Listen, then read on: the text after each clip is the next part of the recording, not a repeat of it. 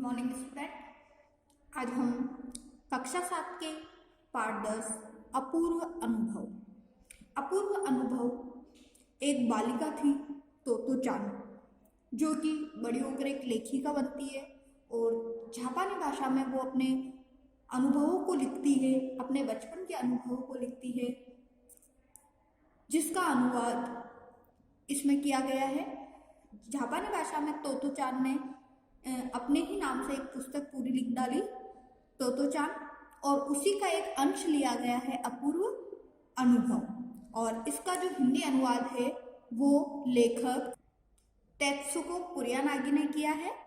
और अपूर्व अनुभव जो कि लेखिका के बचपन के अनुभव है, उनके बारे में लिखा है कि विद्यालय में किस प्रकार से अपने मित्रों के साथ रहती थी, खेलती थी, पढ़ती थी, इन सभी अनुभवों के बारे में अनुवाद किया गया है। तो तोतो चान जो है, उनका एक मित्र था यासुकी चान, जो कि पोलियो से ग्रस्त था। पोलियो की बीमारी थी उसे, जिससे कि उसके हाथ पैर बहुत ही कमजोर थे।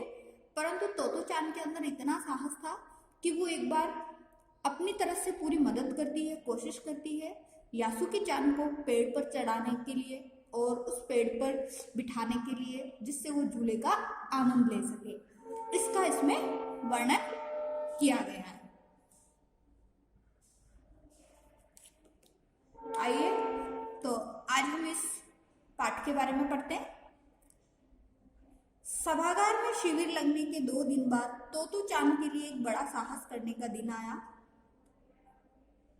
तो सभागार था, उसमें कैंप लगा हुआ था। तो उसके 2 दिन बाद तोतो चान के लिए एक बड़ा साहस करने का, साहस मतलब हिम्मत दिखाने का दिन आया। इस दिन उसे यासुकी चान से मिलना था। इस भेद का पता न तो तोतो चान के माता पिता को था, न ही यासुकी चान के। उसने यासुकी चान को अपने पेड़ पर चढ़ने का न्योता दिया।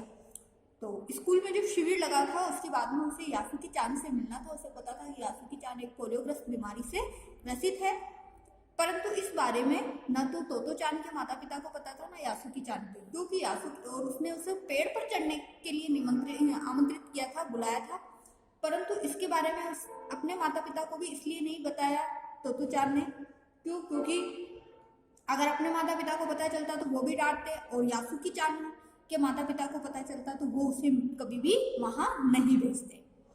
तो मैं हर एक बच्चा बाग के एक एक पेड़ को अपने खुद के चढ़ने का पेड़ मानता था। तोमेह जापान के क्षेत्र का नाम बताया गया। तोतो चान का पेड़ मैदान के बाहरी हिस्से में कुहुनबुत्सु जाने वाली सड़क के पास था। कुहुनबुत्सु जापान का एक शहर है।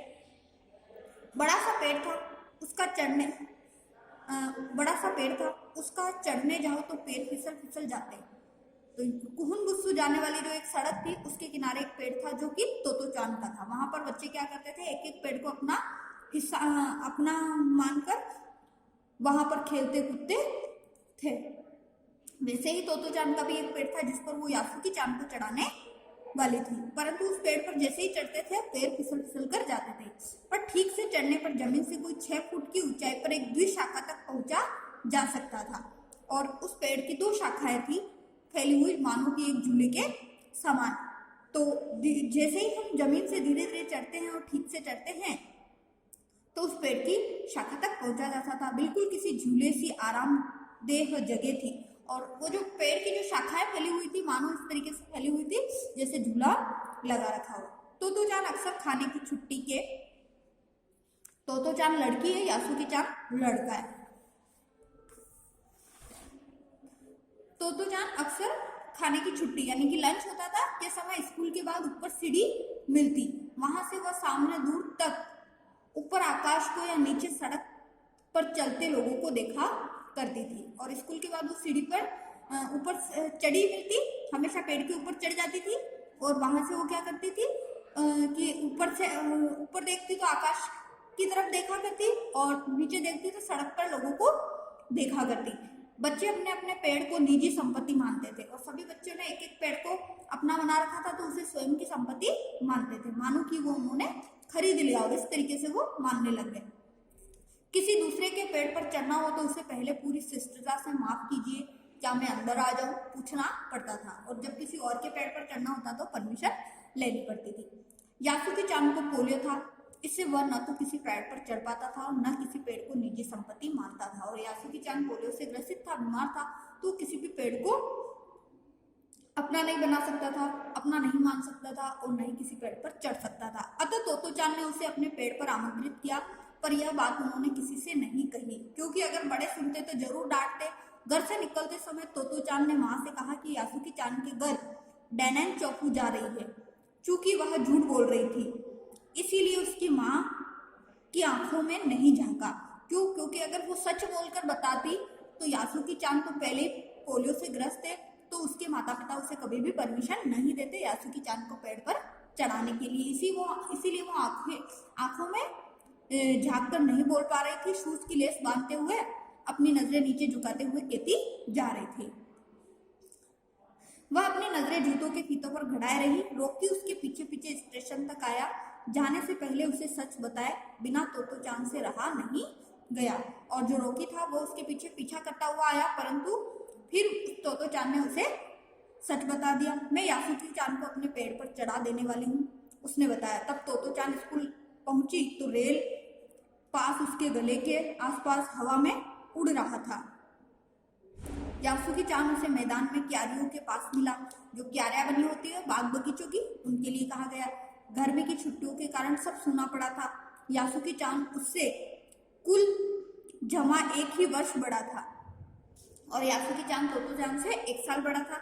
पर तोतो चान को वह अपने से बहुत बड़ा लगता था और तोतो चान को ऐसा लगता था मानो ये मेरे से बहुत ही बड़ा। जैसे ही यासुकी चान ने तोतो चान को देखा, पर वह पैर घसीटता हुआ उसकी ओर बढ़ा। उसके हाथ अपनी चाल को स्थिर करने के लिए दोनों ओर फैलाए थे। तोतो चान उत्तेजित थे। वे दोनों आज कुछ ऐसा करने वाले थे जिसका भेद किसी को भी न पता था। वह उल्लास में ठिठियाकर हंसने लगी थी। यासुकी चान भी हंसने लगा था। और जैसे ही वो अपने पेड़ पर चढ़ाने के लिए ले जाती है और उत्तेजित होती है, मन में बहुत खुश होती है कि मैं इसे अपने साथ ले जा रही हूँ, अपने पेड़ पर चढ़ाऊंगी। परंतु इसके बारे में न तो यासुकी चान के माता पिता को पता था, न तोतो चान के माता पिता को, क्योंकि अगर पता चलता तो वो एक दूसरे को परमिशन नहीं देते।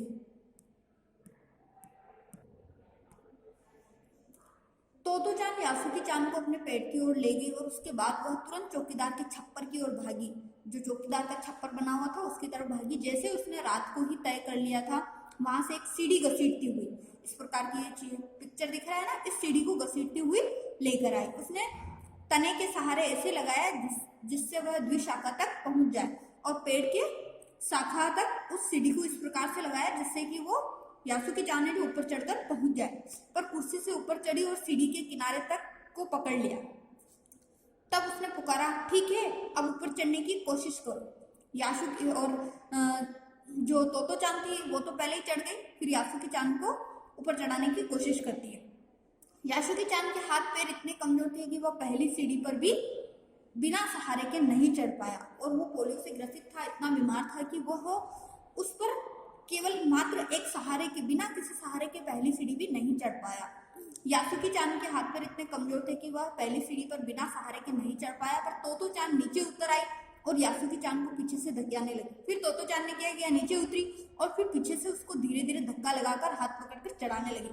पर तोतो चान थी छोटी और नाजुक सी, इससे अधिक सहायता क्या करती, और तोतो चान भी छोटी बच्ची ही थी और भी इससे अधिक उसकी मदद क्या करती थी। यासुकी चान ने अपना पैर सीढ़ी पर से हटा लिया और हताशा से सिर झुकाकर खड़ा हो गया और फिर भी वह नहीं चढ़ पाया तो निराश होकर वो खड़ा हो गया। तोतो चान को पहली बार लगा कि काम उतना आसान नहीं है जितना वह सोचे बैठी थी।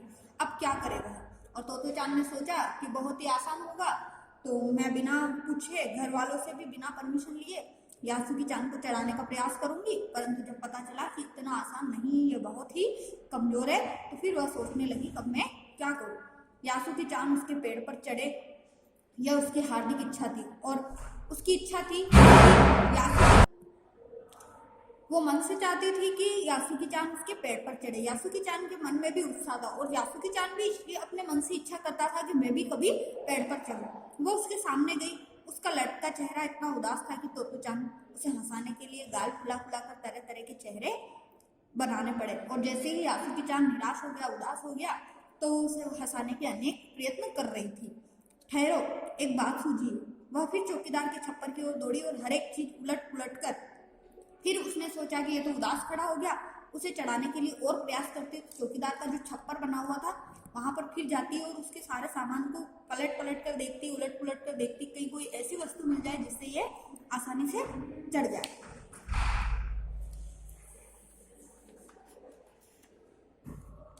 नेक्स्ट देखते हैं। तो देखने लगी, आखिर उसे एक तिपाई सीढ़ी मिली जिसे थामे रहना भी जरूरी नहीं था। ऐसी 3 पाही स्टूल जैसी एक सीढ़ी मिली जिसको पकड़े रहना भी जरूरी नहीं था, अर्थात उसे बिना पकड़े भी वो बिना सहारे के चढ़ सकता था। वह तिपाई सीढ़ी को घसीट कर ले आई, अपनी शक्ति पर हैरान होने लगी। तिपाई की ऊपरी सीढ़ी द्विशाखा तक पहुंच रही थी। देखो, अब डरना मत, उसने बड़ी बहन की सी आवाज में कहा, यह डगमगाएगी नहीं। और जैसे ही फिर वो यासु की चांद को समझाती है कि अब तुम डरना मत, ये तो अब हिलेगी भी नहीं, और जैसे कि मानो अपनी बड़ी बहन हो उस प्रकार से उसे समझाने लगी। तो आज हमने अपूर्व अनुभव के पार्ट 10 के पार्ट 1 के बारे में हमने पढ़ा है। हम यहीं तक पढ़ेंगे। नेक्स्ट क्लास में हम इसके भाग 2 के बारे में पढ़ेंगे। आपको जो पढ़ाया गया पाठ है इसमें संज्ञा, सर्वनाम, क्रिया, विशेषण, कारक आदि शब्द आए हैं, उनके आप व्याकरण सारणी बनाइए। ठीक है, थैंक यू। नेक्स्ट क्लास में हम नेक्स्ट इसी पार्ट के भाग 2 के बारे में पढ़ेंगे।